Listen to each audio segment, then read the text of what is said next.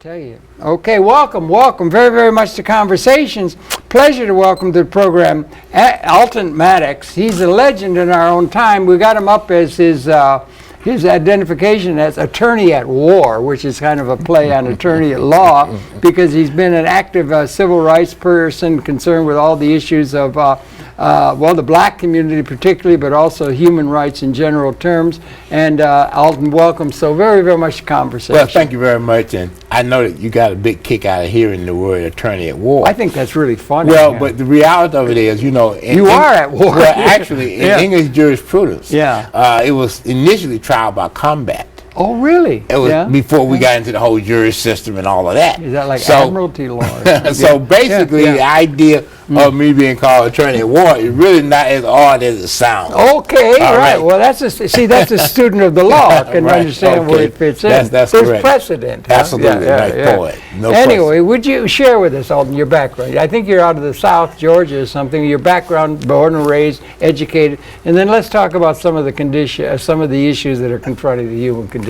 Well, you know, Harold, one of the things that also was funny earlier, and I didn't get a chance to add to this, but you pointed out that you were from Michigan. Yes, sir. And, you know, I'm also from Michigan. No fooling. I was born in Michigan. No kidding. The difference is that my parents, and my mother in particular, believed that my future lied in the South.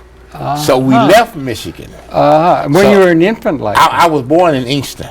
Inkster, I was born in Inkster, Michigan, right? I was born in Inkster, and but when after my birth, you know, my mother felt as though that we really need to be back in the South, and actually beginning with the reality that I needed a support system, and basically our family was still there, you know, in the South, you know, and so they felt like that would be a better way to.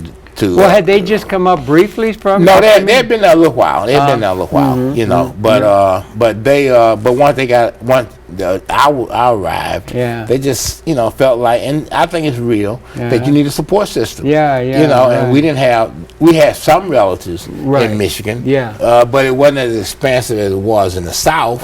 And so that's where I went back to, and that's where I developed. And what part of Georgia? Noonan, Georgia. Noonan is where? Well, Noonan is actually in Coweta County, Georgia, and it's the adjacent county to Fulton County. Oh, wow. Which is the capital of Georgia. You know, Atlanta is the capital of Georgia, and so you're in Fulton, and after you leave Fulton, going to Montgomery, the next county is Noonan, Coweta County, and that's where you are. That's where we are. And you had a kind of like extended family there. Was there an extended aunts, uncles, and that kind of thing? So that's a very nurturing kind of context to come up in.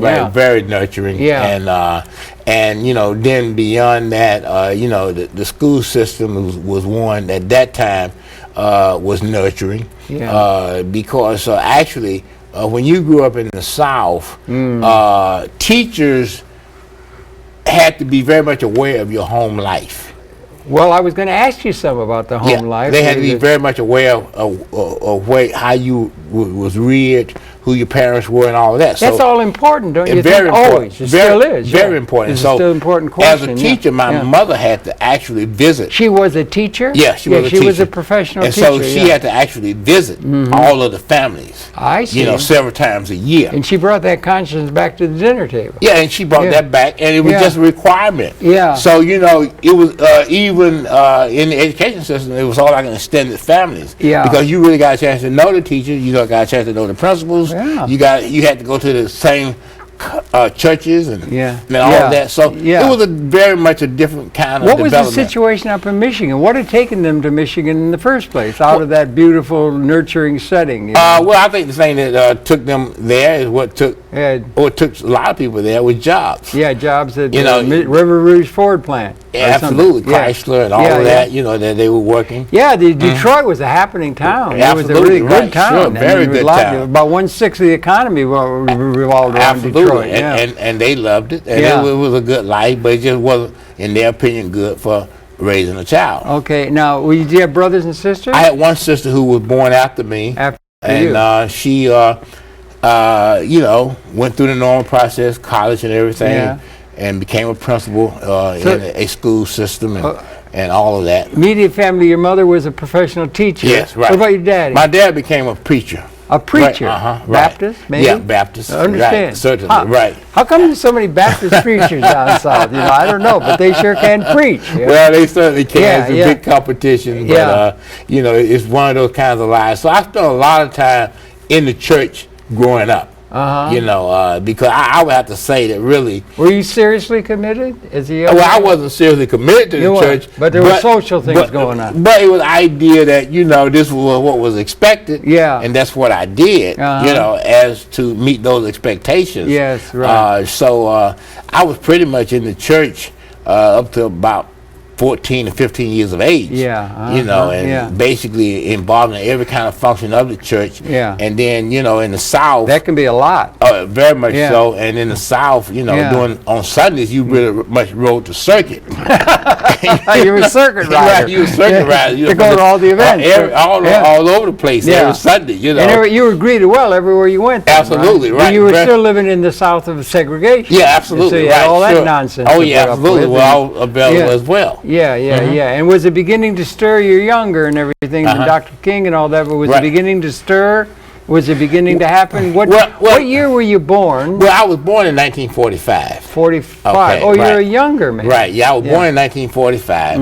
And actually, by the time that I was 5 or 6 years of age, I was reading the newspaper every day. Okay, right. So you had the Atlanta Journal-Constitution. And that was all encouraged. You're back in Georgia. Yeah, I'm back in Georgia. And the intellectual stuff and to keep up with the news was encouraged at the dinner table when the family setting? It was encouraged there because, you know, where they took the newspapers. So so obviously they had some interest in the news themselves. Yeah, right. And so the papers were there. Yeah. And by that time, I had already been in elementary school for about 2 or 3 years. How was that? How was the school? Well, the school was great for me because my mother taught school. Yeah, right. And so instead of leaving me at home with my grandmother, she took me to school with her. Right. So at 4 years of age, I started going to school. Yeah. Now, in the school, you had 3 grades in one room. Right. Now, this isn't rural. It's very rural. It is rural. Very rural. I'm sorry. I had a different picture. Right. Okay, very rural. Okay, very it's rural. A different proposition. Oh, yeah. It was also very much of a segregated state. Very much a segregated state. Yeah. And at that time when I went to school... You became aware of all that? You were growing up with that awareness? Yeah. Well, you certainly became aware of the segregation. Yeah. But there are a lot of things that you begin to learn even later, you know, in terms of, for example, the schools, because many of these schools were not financed by the counties. Okay. And because many counties didn't establish schools for blacks at all, you know, so no schooling at all? No, a lot of counties did not establish schools at all. Well, what the hell happened in terms of education? Whatever happened at the nothing happened because you got to remember, when you're talking about the 40s and the early 50s, you're talking about agriculture. That's true enough. So nobody was missing school, and certainly the landowners were not missing school. Yeah. You know, they were not mad that there was no school. Yeah, right. And more working hands out there picking cotton or whatever. Right, absolutely. Yeah, right. So they had no real interest in providing education to black children. Yeah, right. You know, in particular, you know. And did the black community have anything to say about what went on with the black community, or was it big overlords from the white community setting all the tone, or what was the reality? Because it seems so absurd to me that what went on the side. Okay, well, you know, this is the reality. Dude, fill us in. And I found some of this out later. I mean, I didn't know it at 4 or 5 years of age. Yeah, right, of course. But what I found out later is that, for example, bus transportation was not permitted or not allowed. Yeah. All right. So we had to find our own means of transportation. Wait a minute. There's buses, but you couldn't get on them. Right. You couldn't get on them. Trains? In other words, they were provided for white children. But you had to walk to school. Yeah, you had to walk to school. All right, but there were no buses for us. Right. You know, and so really, in a rural setting, that's a real problem. A real problem. In fact, that was really the impetus for Brown versus Board of Education. Was it really? Yeah. Spell it out, Counselor. It was really the issue of us trying to get to school. Yeah. You know, and we couldn't get there. Yeah. And in many counties, there was no alternative means of transportation. Right. Now, in the county that I went... What would be an alternative? Mule? You ride on a horse? Or one of the alternative means of education was for blacks to create their own bus companies.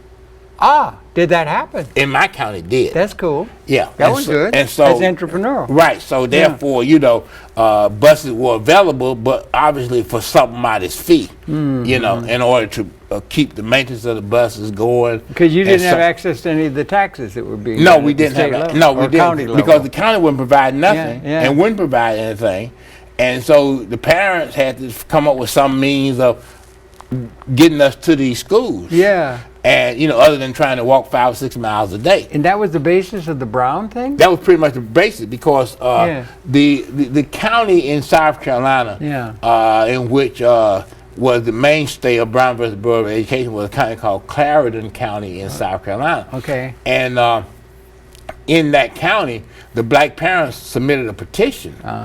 And the head of the school system, the Board of Education, you know, looked at it and said, no, we're not going to have any transportation for Negroes. We're not doing that.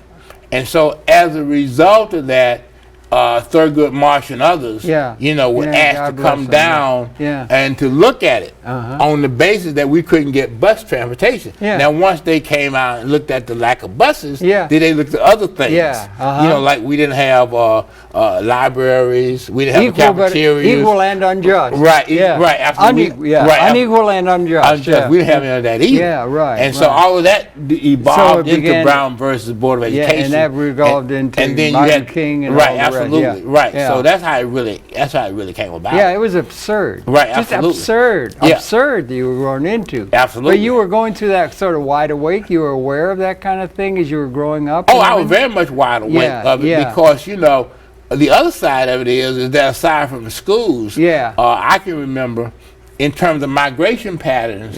If you lived in Georgia, you basically migrated to Ohio or Michigan. If you lived in Alabama and Mississippi, you migrated to Chicago. Really? You know, is that right? If you lived in South Carolina, you migrated to New York. Is that and because some Philadelphia. people from the South got up there? Everybody everybody just went straight from where they were all the way north. Okay. So if you left Georgia and started walking straight, all right, you would get into Ohio, and then you would get into you're a little bit on the bias, I think, to get over to Ohio or Michigan. But anyway, So that's how that was the migration pattern. That you had back then. It's not because some people got established up there, so you had uncles or something that would that kind of thing. That also helped later. But that wasn't the pattern. They call it the Great Migration. And the Great Migration meant that we went to where our uncles were.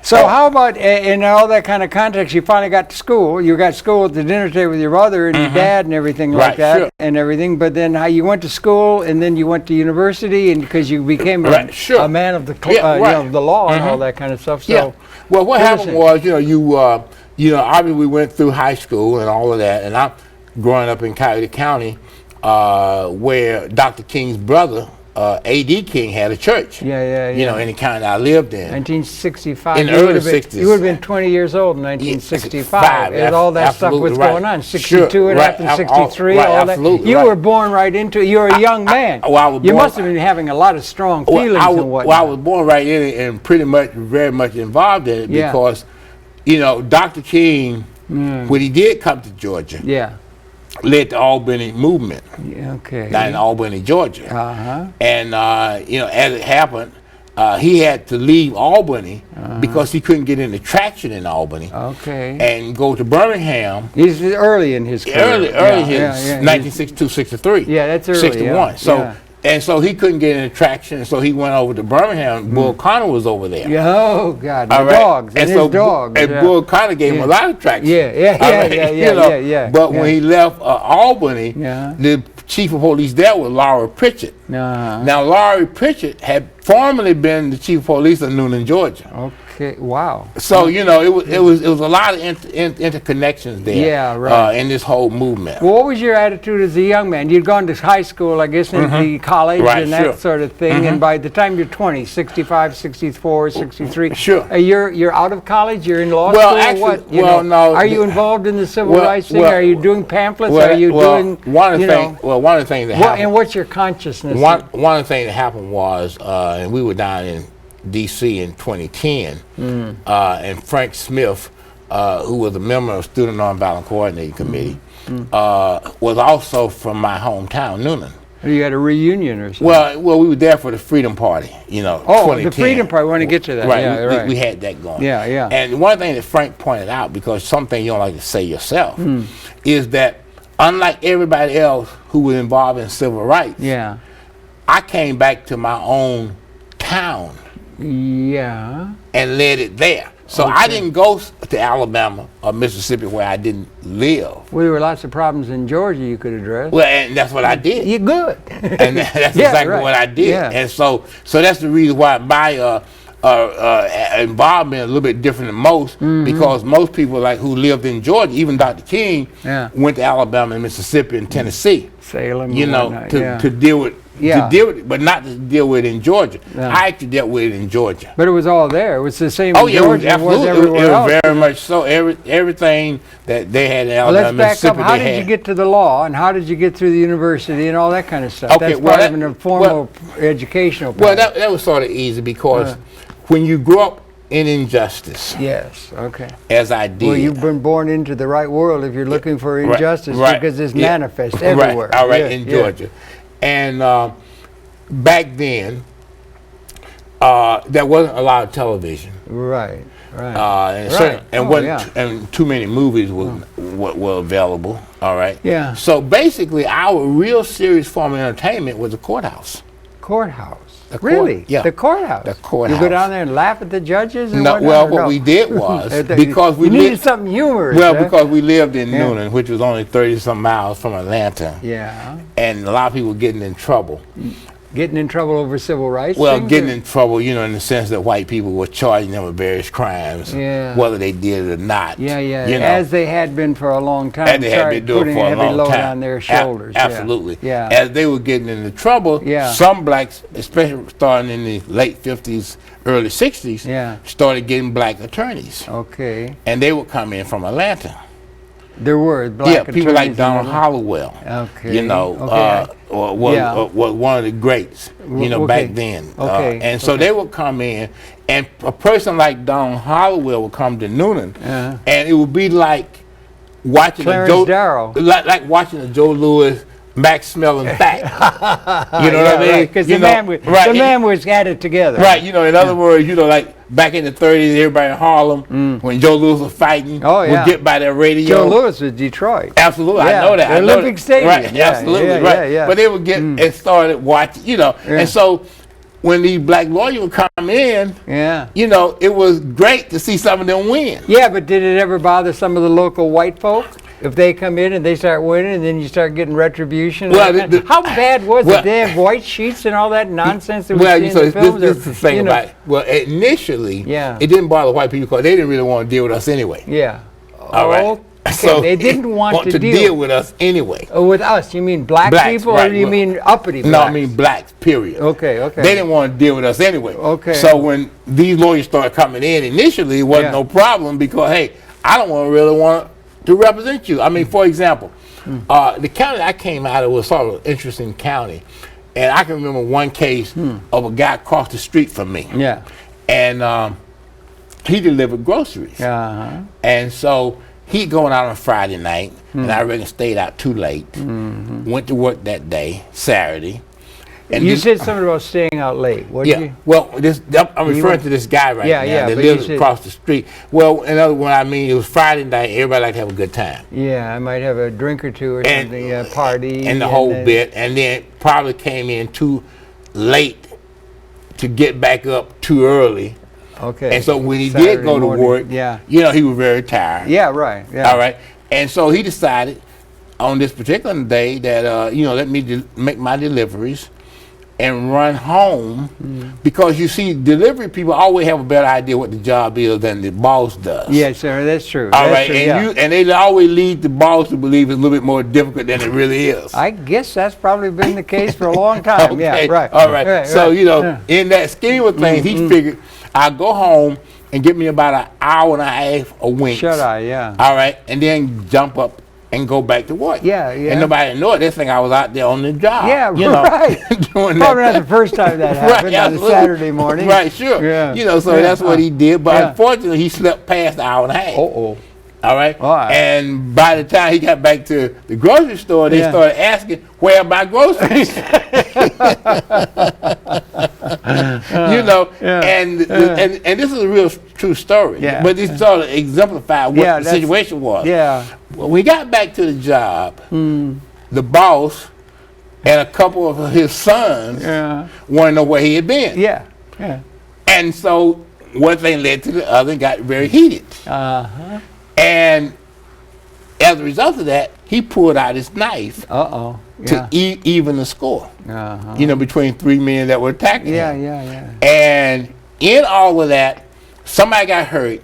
I don't know what happened really between there, but somehow or another, Marion had gone home, didn't get arrested, and when he did get arrested, you know, it wasn't like the Ku Klux Klan was waiting at his his doorsteps, you know, to get him. Yeah. And so when Marion got out, he went to see the best white lawyer in the county. Okay. And that was a guy by the name of Sanders. Okay. And so he told Mr. Sanders, this is what happened, and some guys attacked me. Didn't describe who they were. Just said 3 guys attacked me. And so a fight ensued, and as a result, I cut somebody. So, you know, Sanders figured it was just a normal black on black crime. Yeah, right. You know, that's what he figured. You know, he had no idea that he was talking about a white person. Heard that. All right, you know. So what happened was Sanders said, okay, well, don't worry about it, Marion. Give me X number of dollars. I'll take care of it. I'll go out to the judge, and, you know, we'll talk it out, and it'll be all over. Well, he went down to the courthouse, and you know how the judges in the South do. They sit in a rocking chair somewhere, you know, and they're all shooting the breeze, you know. And, drinking Dr. Pepper. Right, absolutely, and all of that, you know. And while they were doing that, you know, they bring up some cases here and there, you know. And so it got to Marion's case, and so Sanders told the judge, Judge, we got to do something about this case. Marion came in, he's a good boy. Let's try to work this out. And so the judge looked at him and said, Sanders, don't you know he cut a white man? Were you weren't there? No, I wasn't there, but this was a story that was told. Silence. Right, absolutely. Definitely silence. Right, absolutely. You know, white boy. Right, absolutely. You know, and so as a result of that, Sanders called Marion back up to his office and said, why didn't you tell me you cut a white man? Yeah. All right? Well, I just didn't think about it. All right, I didn't think about it. All right? So, I don't see color. Right, I don't see color. Right, absolutely. So as a result of it, he had to go out and get another lawyer. And he went to Atlanta and got Hollowell. And Hollowell That's like getting Clarence Darrow. Absolutely, for what he did, because actually, at the end of the day, Hollowell got the case really basically reduced down to 1 year. Okay. And they went to trial, but, you know, based on everything, the judge said, okay, well, I got to reduce it to 1 year. And they sent him to the county jail. And when they sent him there, Hollowell asked Marion, well, do you want me to take this up on appeal? And Marion said, no. I'm satisfied with 1 year. It could have been a lot worse. Yeah, it could have been indeed. All right. And so that's the kind of way the things were going on in the South now, at that time. how did you get yourself involved in the law, Counselor? Well, eventually, I went to Howard University. You went to Howard, did your law there? Right. No, I didn't. I didn't do my law there. But I went to Howard.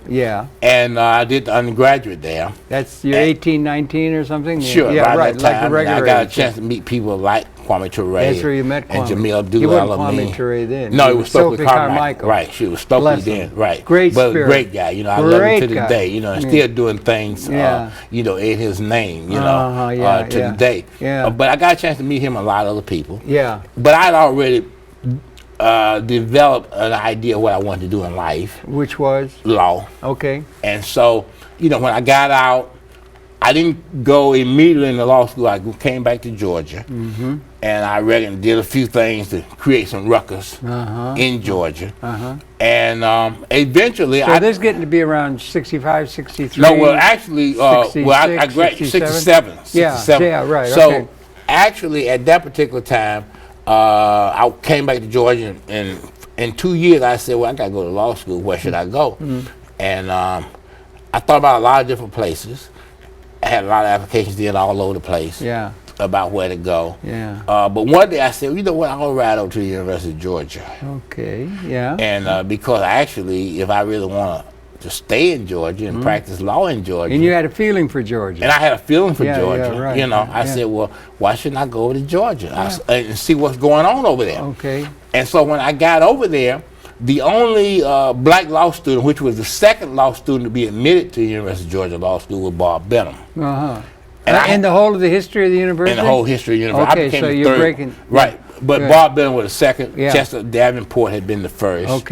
And so when I got... And is that just recent to when you did it? I mean, they only just had... That hadn't occurred back in history. No, it hadn't been too far. It's just the tide is turning. The tide is turning. Right, in the 60s. And so I met Bob, and we talked, and he said, you know, I really like it over here. Why don't you come over here and join me, you know, and all of that. And then back then, everybody was trying to get blacks in law schools. They were, because there was obviously the need. It was the whole need of diversity. You know, you got to bring other people in. Oh, from the other side. Right, absolutely. So, you know, people were saying, we got to bring blacks in. And so I sort of came about at the right time. And when I came about, they said, well, look, if you go to Georgia, we'll pay for everything. That's you know, and so, you know, I said, well, gee, that sounds great. And so that's what I decided to do. Now, when I went to Georgia, however, I was the third black in the law school, so the students there were somewhat different. They had never been to law school with blacks before, at all. All right, so this was new for them. Or school, probably. Right, Or school. They'd never been in the school with blacks, you know. So their idea was, first of all, we shouldn't be there. That's sort of ingrained. First of all, they shouldn't be here. What are you doing here? What are you doing here, you know. But they sort of like, you know, say, well, we'll get past that. But when you're that young age, sometimes people can get along pretty easy because it's sort of easy going and that kind of stuff. Well, I think at least people in the university seem to be able. I mean, I don't know. I'm from Michigan. Okay, well, let me tell you what happened. Just some personal things. So the personal thing is that Bob told me, this was before I got there. He told me that he once wore suits and ties to school. He what? Wore a suit and a tie to school. Oh, suit and tie. Right. Like you. Yeah, right, now. And he said one day, a white law student came up to him and said, Bob, I just talked to my daddy last night, and I told him that there was a Negro in this law school and that this Negro was wearing ties and suits. Well, why wouldn't he? I mean, a law student? Right. And so, after telling Bob that, he said, my daddy said that he will pay for the remainder of your law school education if you come out of that suit and tie. If you what? Come out of the suit and tie. Take the suit and tie off? What's going on? What's going on? It's just what are you? It's uppity. You're being uppity. He went on to explain to him. He said, Bob, where I am from. This is the old man now. This is a law student. A white law student. Oh, okay. He said, where I am from, Negroes don't wear suit and ties. Well, what kind of? Okay. Primitive thinking. Unless they're the undertaker, or maybe the principal of school, or the preacher. The preacher. Those are the three. Those three categories, and you don't fit in either one of those. And my daddy said that he just cannot stomach the idea of a black man on campus with a suit and tie. Well, I'll be damned. Talk about the depths of stupidity, huh? All right. Well, that's where it was then. See, this is back in the 60s. Mid-60s. Late 60s. Late 60s. For Bob, about 67 when this incident happened. But that was the thinking at that particular time in that law school. That's in the law school, not less in the society in general. Right, absolutely. Right, sure. And they were trying to be as civil as they could. But, you know, even with that, they had these hang-ups. And you see and you see the idea is that the South was still in the throes of the old Confederacy. Right. Okay. Right. Now I'm gonna just give you one other example. I'm gonna leave this alone. In Athens, Georgia, there's an annual Slave Day. Slave Day.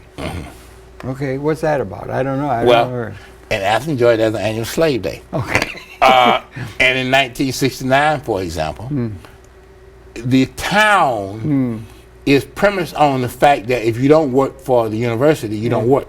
Because there are no factories there. Okay, it's a university town. It's a university town. Right. And so every black person who sought application for a job at the University of Georgia had to pledge that on Slave Day, they would take off of their normal clothing and dress as slaves.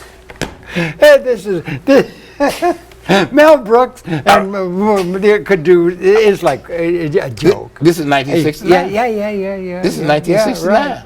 Right. All right, and It's absurd. and on Slave Day, they actually Slave Day. Slave Day. I've never heard of that. On Slave Day, they actually marched blacks through the streets. Good grief. And dungarees or something. Anything that reminded them of slavery. Yeah. And had whips, and they were riding on horses themselves, and blacks were walking, and the destination was the courthouse. And when you got to the courthouse, then they had an auction. Of the slaves. Oh my God. Okay. My God, yeah. All right. And so then they would go through the whole thing, show your teeth. And what was it? It must have been done with, was it done with just joking? Satire? No, it was just was it dead serious? It was dead serious. It just It was dead serious. And the blacks participated in it? They wanted to work and live and eat. Good God Almighty, and it just continues. All right. The prejudice runs so deep. Yeah, all that's right. the point. Really. Okay. Yeah, right. And that was it. Yeah, right. And that was it. And so what happened was one day we had a professor from the University of Chicago who really didn't fit in. Okay. All right, he didn't fit in. Fit into Slave Day kind of Well, he didn't fit in nothing in Georgia. All right, he shouldn't have been there. All right. He was from Chicago. University of Chicago. Yeah, right. Same school that President black man, Barack white Obama. man? White man. All right. He came from the University of Chicago. And was he like? Well, he couldn't ever adjust to what Georgia was about. Yeah, right. I don't wonder. Okay, he really couldn't. You know, right. I mean, he just was so far fetched. It was like an absurd movie. Right, absolutely. Right. And so what happened was one day, while we were in class, one of the white law students, started reading a case that shouldn't have been in the Georgia curriculum. All right, because you see, it was a property class.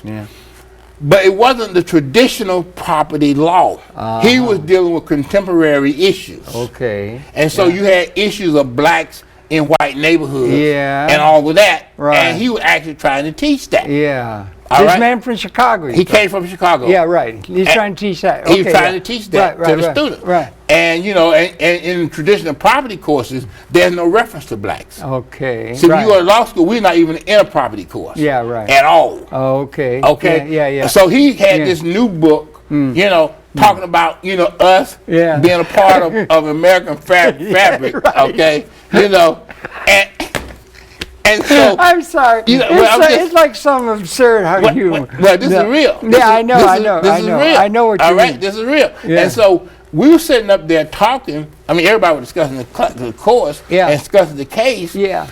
And this one white student got up and instead of using the word Negro, certainly not using the word black, but he refused to use that. So he started saying nigger. Yeah, right, yeah. And, and I jumped up and said, what are you talking about? Yeah. And so what happened was I threatened to beat him or anybody else up in the classroom. You physically? Were you serious? You were enraged? Yeah, I was absolutely enraged. Yeah, enraged, okay. All right? Yeah, and so I said, what are you talking about? And I told him I would do it then to him or anybody else, who used that word. Yeah. Well, everybody left the class and went down to the dean's office and complained about me being upset about their using the word nigger.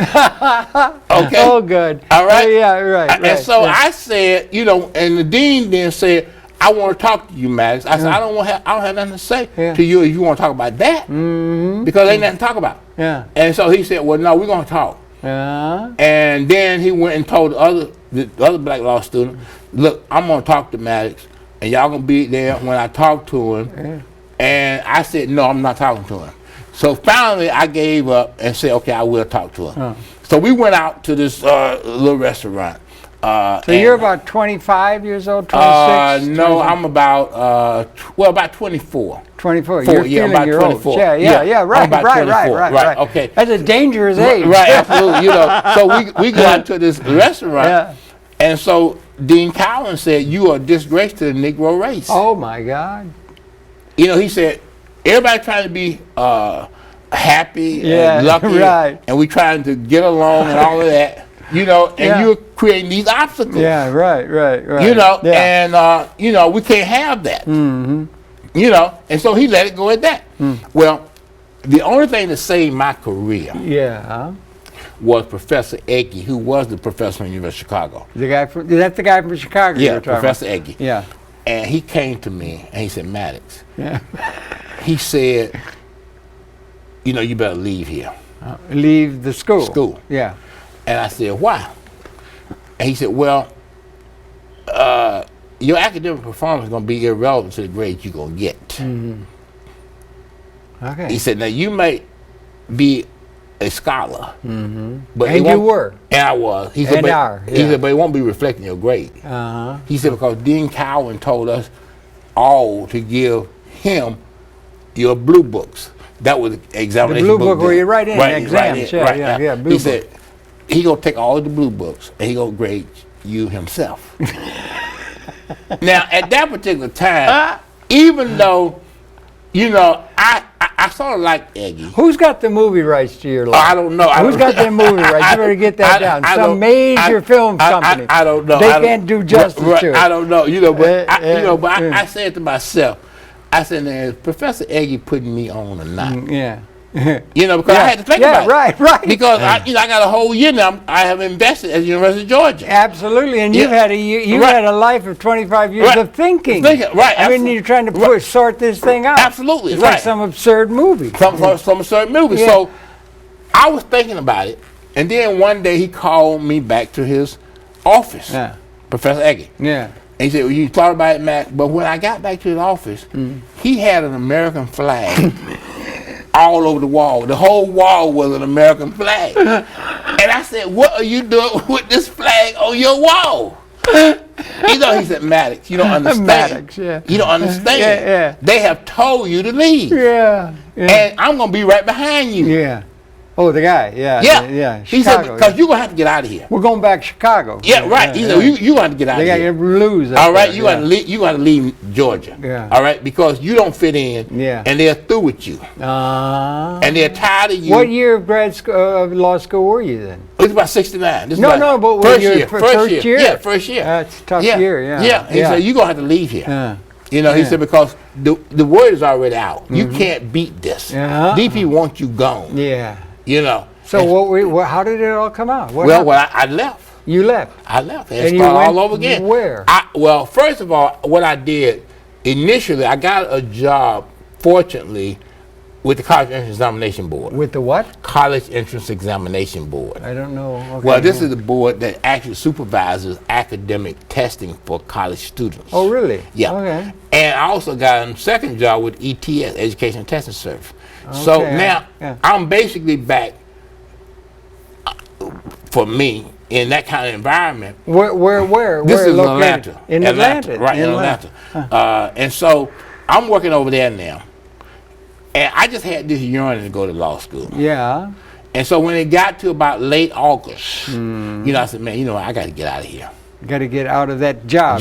And get to law school. I got to go to law school somewhere. And so I went to the people who ran the College Entrance Examination Board, Atlanta region, where I was in that, and I said, look, is there anywhere you can get me into a law school? I said, I know that this is the College Examination Board.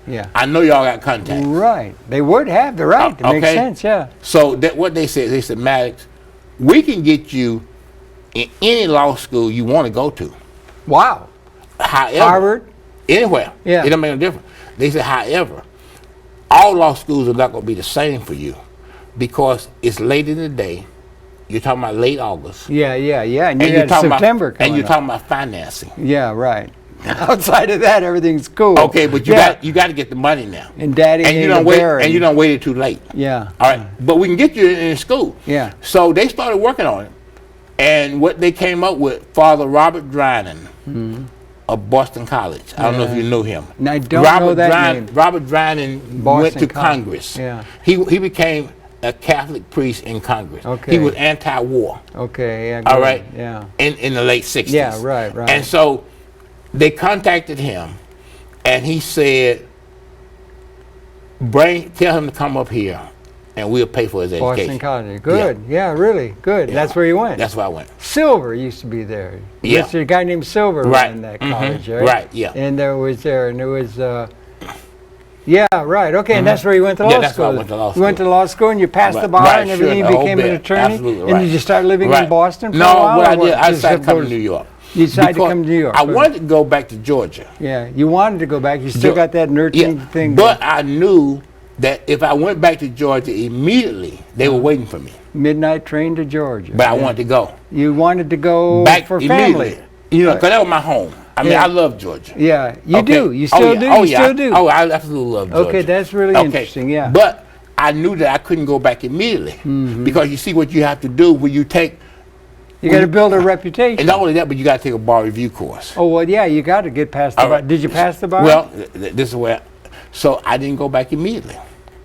Wow. So I came to New York, and the first bar exam I took was Pennsylvania. And I went into legal services where... Did you pass the bar exam first time out? Well, 3 times in 3 different law schools. I mean, 3 different states. I mean, you have to get certified in different states. I was eventually certified in Pennsylvania, Georgia, and New York. Okay, right. But I took the circuitous route. You know, I didn't go straight. Rode the circuit. Yeah, I rode the circuit. Yeah. So my point is that I went to Pennsylvania and got admitted there. Yeah. I started working in Harlem. And eventually I slipped back to Georgia without any announcement and just walked in one day, taking no bar review course, anything, and took the exam and hung up a shingle. No, I didn't go. No, I didn't hang a shingle. I stayed in New York. You stayed in New York. I stayed in New York, but I passed the Georgia bar because that's where I really wanted to practice. Was it just on a personal level you wanted to do that, or were you? Did you have to do that to practice there, or did you do it as a way to prove yourself to the community you'd made? But that's where I really wanted to go. Yeah. But by the time that I got a chance to go back to Georgia, I got caught up in a lot of things here in New York. Yeah, you've been caught up in a whole lot of things. We only got a few minutes left. Okay. You know that? You're too damn interesting. I do want to know who's got the movie rights to your life. It's going to be a big all-time bestseller. I don't know if it'd be a comedy or would it be what, but anyway, it's amazing. Right. Now, you've been so very active, and you've had a career that goes through so many different things. You've been very controversial in many cases.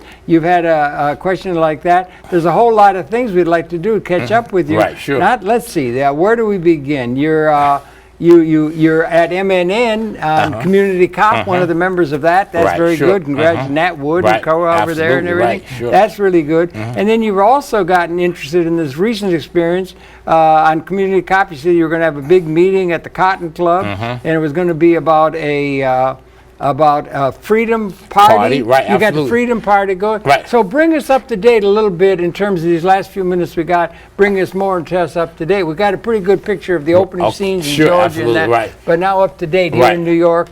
And also you had a little problem with some judge saying you weren't worthy of being a member of the bar or something. Well, I've had a lot of problems. You had a lot of problems, I don't wonder. You know, over the years. But, you know, one of the things I did when I came here was that I was inspired by something Dr. King said. Yeah. But I've also been inspired by people like Adam Clayton Powell. Yeah. Medgar Evers. Yeah. Malcolm X. Yeah. You know, all these. It goes back. All Spartacus. These right. Absolutely right. You know, and Kwame Ture and all these people. Yeah. But but what Dr. King said affected me more than anything else, and that was an injustice anywhere is a threat to justice everywhere. And when you are in the legal system, you see so many injustices. You do. You do. And structural injustice. Yeah, structural. Some of them are structural. The system is structurally right, flawed. Right. Absolutely. Yeah, and it remains so. Right. Yeah, and it remains so. Yeah. And you know, if you have any level of consciousness at all, you just got to be involved in that. Other than that, you also remember this. We talk about the 1960s. Yes, we do. We were talking about the 1960s. And the thing about the 1960s were that most black college students would have never gone to law school because there were no law schools for them.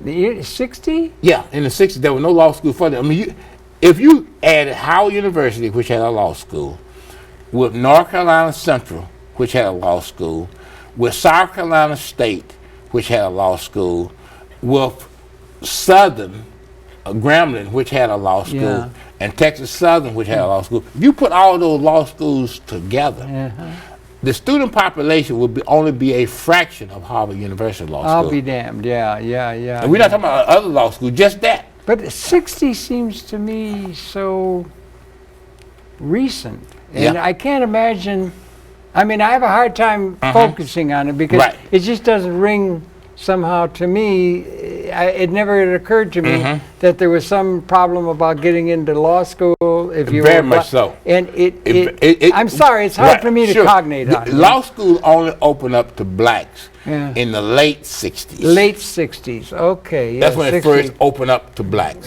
Before that time, it was all black law schools. Yeah. And most of these law schools could only accommodate 25 or 30 students. That followed the whole, there was a whole transformation of this country. A huge transformation with Johnson and the voting rights and all that stuff. All came back. Yeah, that's right. It was a total transformation. You know, as a history that really needs to be told and needs to be recorded. Absolutely. You know, because people really take that period for granted. And think that it was something that it wasn't. Well, I think there were some major things going on along about then too. And then you come up to about 1969, 70, you had Woodstock, you had Vietnam. Remember Vietnam? You never had to do the military. I never had to do the military, but only because I had divine intervention. Oh, good. Okay. All right. Okay. For whatever reason, I took the physical. Yeah. And I was graded 1A. 1A, well, that means you can go. Go. Yeah. But when I got the notice, all of a sudden, I became totally disabled. Well, I don't understand. I don't know. I can't understand myself. I couldn't walk. I couldn't do anything. Oh. When you got the notice to go be drafted? Yeah, to be drafted. What do you mean? You just had a fit? Or everything just for how long? I mean. Well, for as long as I was classified as 1A. Really? All right. And You should have taken up acting maybe rather than the law. Maybe. I don't know. No. Now you're talking. Here's the time to fess up. You really were. It was real. It was real. I knew a guy who went 3 years into chronic fatigue syndrome, couldn't move. Yeah, that was me. Yeah. That was me. Yeah. And what happened was that was Howard Bloom. He's a brilliant guy. I went into it myself. I couldn't do anything. Couldn't Couldn't do anything. No. They had to take me to the doctor. Yeah. Well, I went to the doctor. He examined me. He said, "Maddox, you won't make it in the military because you can't move." Yeah. And I don't know how long it's going to take you ever to move again. I'm sorry. All right. I'm sorry I'm laughing because you understand. Yeah, but this is what happened. Yeah. And so I didn't send in his recommendations to the draft board. Yeah. All right? Yeah. And with the draft board, you're in New York? No, I'm in Georgia. You're back in Georgia? Yeah, I'm in Georgia, and there was real racists down there. All right? With the school board, with those boards. You know what I mean? Yeah. Those little draft boards were, made up of all kinds of people. All right, Mississippi Burning country. Yeah, right, absolutely. You know, so when they got his recommendation, they said, "Wow, he can't move or do anything," and so they reclassified me to 1Y. What's with that? 1Y is sort of like it's an intermediate step between 1A and 4F. Oh, I see. Right. All right, when you get 4F, it's all over. You can't do anything. That's something physical, flat feet or something. Right. Yeah. So 1Y was enough for them to say, well, you can't go. You can't come in right now. All right. Yeah. And when they did that, all of a sudden you got up. Hallelujah! I can walk. I can walk. Absolutely. That's what happened. That's what happened. This movie has to be signed. To sign that contract carefully. But that's what Make sure you got the real good director. Right. Seriously. Yeah. That's what happened. Yeah. That's what happened. So that's what enabled me then to move on. With my life. The trouble is, you're too good a rock and tour. I mean, you could sit here and talk for 24 hours easy, couldn't we? Couldn't we? We could just go on and on and on. We got to do it over sarsaparilla someday. It can go on forever. Yeah, yeah. But what about this? How about it now? The Freedom Party, about the problem with the law. In terms of your, we got a thing up here, reinstate Alton Maddox, because you need to be reinstated. I need to Let's get it. And the Freedom Party. Right, okay. And what's this thing about the Cotton Club? Oh, and we're going to have a little event. Cornelius wanted me to mention up at Harlem Library on the 24th, 4:30. Right, yeah. Everyone should come to Harlem Library. And what's the date? 24th of January. Absolutely. There's going to be an event that's very important. That you and I are both going to be there. It's going to be very important because I think one of the things that has happened, and one thing he's doing that's great, we have a lot of legal problems in our community. Boy, tell me about it. But we don't have any legal research institutions. He's trying to get that law library. Right, absolutely. And we don't have the legal literature that our people face. You know, because we have people who are going pro se on all kinds of cases. I bet you, yeah. But when they go into court, they have no way to research what they should be doing. Boy, and that stop and search thing that's going on, it's just going on and on and on. It's absurd. Right, absolutely. How can it go on? Well, it goes on for one reason, in my opinion. I will go on for a number of reasons. But first of all, in this city, we are the largest voting block, blacks. There you are. It is the largest single voting block in the city. It blacks. is. That's a fact. Yeah, you know. Okay, you know what you're talking about. We're the largest voting block in this city. Yeah, right. We also spend more money in this city than anybody else. Is that a true fact? That's a true fact again. Yeah. Now, something wrong with that picture. Yeah. When you spend as much money as we spend, and you have the voting potential that we have. Yeah. And you are the most abused. All right, I mean, something wrong. It's something wrong with that picture, and that's you should. If all else fails, brother, you can do shtick. All right, you can do shtick in the comedy club. Okay, well, I'm sorry, that's really. I mean, I know that's laughing like I used to laugh at Kwame. Right, sure. Yeah. But that's the way it rounds out. Yeah, it is absurd. You know, and so we have to find a way. How do you leverage these dollars and these votes to get some semblance of respect? So is Keith right behind that, or who people who are behind? No, I don't think they're behind it because of the fact that they are so the law library I'm talking about. Oh, with the law library, they probably are with that. Because people can sign on absolutely, to that. Right, they're very much on that. That's what I meant. Yeah. Sure, you know, trying all to get people, some of that. Absolutely. And you got a lot of street lawyers up there and trying to represent people and the things that could be done. Stop and frisk is ridiculous, and the statistics are absurd. It's absurd. You see, and when you look at stop and frisk, what people don't realize is that stop and frisk is not the same thing as a reasonable search. Yeah, right. Absolutely not. You know, it's arbitrary. They're totally different. You know, and yet they're going on because pretty much it became a means of checking young black boys. Right. And the fear that there's going to be all these problems that's going to arise there. And the reality of it is that that's not where the fear is. I mean.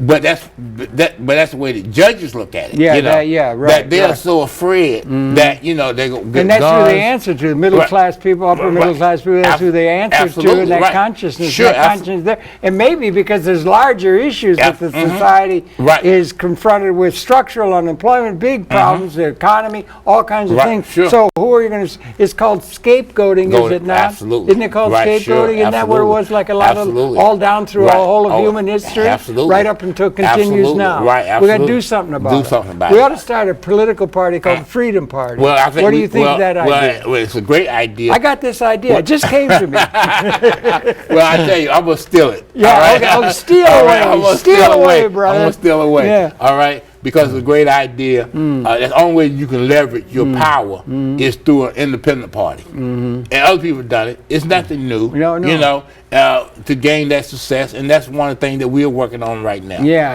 You helped put that together. Oh yeah, very much so. Now, what's this thing about they say you can't practice or what you have to be reinstated to? Well, Let's just get to that quick. Well, this is the thing about that. We only got a couple minutes left. left. Well, this is the thing about that. Left. I wish somebody in life would check this out. Okay. In order to be suspended or disciplined or disbarred, your complaints need to come from clients. Okay. Because that's the whole purpose of the disciplinary process. Yeah, that's why lawyers are disciplined, because they don't have honest relationship. They don't have an honest relationship with their clients. There's the disciplinary commission of the bar, isn't there's there? a different, and that's a good point that you're raising. But it wasn't the disciplinary committees that started the action against me. Who were? The New York legislature. Oh, how does that happen? That's not supposed to happen that way? No, it's not. Okay. Because that is called a bill of attainder. Okay, that's or a a bill term that of goes pains way and back. penalties. Right, go back to the beginning. Yeah. And the Constitution says right out the bat, the legislature cannot seek to decide the fate of someone in another separate body of government. They sure better not be able right, to, or you wouldn't have any political system at all. Right, you would have no, because at that point you don't have any separation. Yeah, right. And but that's exactly what happened to me. Somebody did that to absolutely. You for what? And what did they allege? And how? Well, what they alleged was I had given the state too many problems. You're giving the state too many problems. Good. Right, sure. I think you deserve a medal. Right. Well, they said I had given, and there's an actual complaint that these legislators filed. And as a result of receiving that complaint, they began to prosecute it. And so, and it seems as though some judge ruled. No, it wasn't. No, legislator. No. In fact, what happened was interesting, and I couldn't understand at the time. But we were in federal court, and we had a motion before a judge, and the judge sent out to a U.S. magistrate. Which is what they do a lot of times. Yeah. And while we were arguing the case in front of the magistrate, she said to me, Mr. Maddox, you need to go back to the legislature. And I'm saying, wait a minute. If this is illegal, why should I go back to the legislature? Right. Why can't you deal with it? Yeah, right. But they won't. So what's it going to take to get so what does that mean? You can't practice or what? No, I can't practice. I think that the consciousness of our people has to rise where they begin to understand that this whole process was illegal. I think we need a movement, don't you think? I think we need a movement. Very much so. And we need a systems across the board, qualitative, not just a quantitative, break with history, a qualitative transformation to usher in some universal justice. Absolutely, no question. So long denied. It's no question about it. And you see having a chilling effect on other lawyers because now everybody's afraid to get involved. It's because it's a systems thing. It's a systems you understand thing. systems where you get systems of systems Absolutely. of systems. That's exactly and I mean, everything's out of date. Some major existential significant thing has gone on that calls for liberating. Maybe it's that good jump up time at the end of time or something. That kind of a thing that's coming. And you've been trying to bring that about. Absolutely. And that's maybe why they didn't want to hear from you. And they still don't. And so we're going to put up at the end a way we say get in touch with reinstate altonmaddox.net. Right. And to be some of those things. And if all else fails, brother, you're definitely up for shtick time at the Comedy Club. I appreciate it. What a your pleasure to have the reception. Alton Maddox, a real raconteur extraordinaire and politician and good human being. It's so good to meet you. Really great pleasure. Thank you. We here on Conversations invite you to tune in. We'll be coming back again tomorrow. That's it for now, Alton. There's many more. But we have to do more of this kind of thing. We have to keep getting together like that. Thank you very much. Thank you very much for viewing, and please do tune in tomorrow. We'll be coming back. That's it for now, Alton. Once again, thank you.